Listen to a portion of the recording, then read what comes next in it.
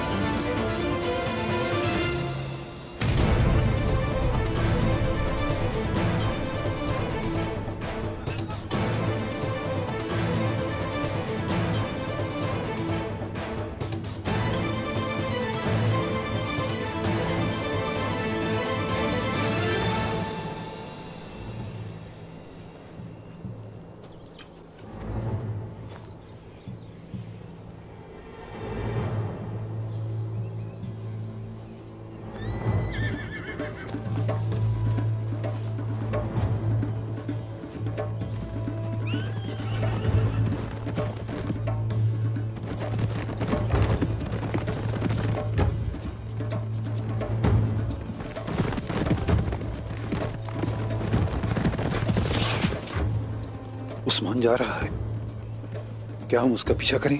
उस्मान का पीछा हम फिर किसी वक्त करेंगे। पहले हमें पता लगाना है कि बामसी कहां छुपा है और मंसूबे हासिल करने हैं। ठीक है।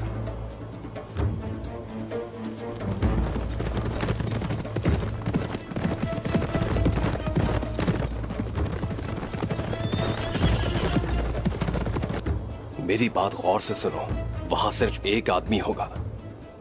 अगर तुमने उसे मामूली समझा तो तुम में से एक भी जिंदा नहीं बचेगा।